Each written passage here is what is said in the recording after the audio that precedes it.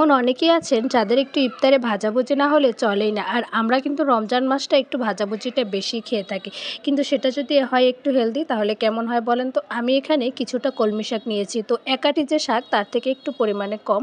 তো কলমি শাকটা আমি ভালো করে ধুয়ে পানি ঝরিয়ে সেটা কুচি করে কেটে নিয়েছি। এখন হচ্ছে এর মধ্যে আমি দিয়ে দিলাম পেঁয়াজ কুচি, কাঁচামরিচ কুচি আর কিছুটা রসুন কুচি।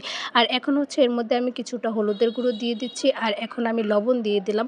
আর এর সাথে কিন্তু আমি এখন বেসন অ্যাড করব। বেসনের পরিবর্তে আপনারা চাইলে চালের গুঁড়ো ব্যবহার করতে পারেন বা ময়দা ব্যবহার করতে পারেন। তো আমি এখানে বেসন ব্যবহার করেছি। আর এখন হচ্ছে একটা ডিম দিয়ে দিলাম আর কিছুটা কর্নফ্লাওয়ার অ্যাড করব। তো কর্নফ্লাওয়ারটা অপশনাল, এটা না দিলেও চলবে। আর যদি দেন সমস্যা নাই। তো এটা হচ্ছে আমি ভালো করে হাত দিয়ে একদম মেরিনেট করে নেব। আর অনেক সময় দেখা যায় বাসায় বাচ্চারাও কিন্তু একদমই শাক খেতে চায় না। তো ওদেরকে যদি এভাবে একটু পাকোড়া তৈরি করে দেওয়া যায় তাহলে কিন্তু ওরা মানে সস দিয়ে খুবই মজা করে খেয়ে নেয়। যেমন আমার বাচ্চারাই কিন্তু এটা খেয়েছে। তো এটা হচ্ছে আমি মানে ইচ্ছে করে আপনারা শেপ দিয়ে এটা ভেজে নিতে পারেন। তো আমি এখানে গোল, গোল শেপ দিয়ে ভেজে নিয়েছি। আর এটা কিন্তু একদমই কম আঁচে ভাজতে হবে। খুব বেশি আঁচে ভাজা যাবে না। তাহলে দেখা যায় উপর থেকে মানে পুড়ে যাবে, মানে মজা হবে না খেতে। আর এটা একদমই মিডিয়াম আঁচে ভাজলে খুব সুন্দর একদম ভিতরটাও সুন্দর করে ভাজা হয়ে যাবে।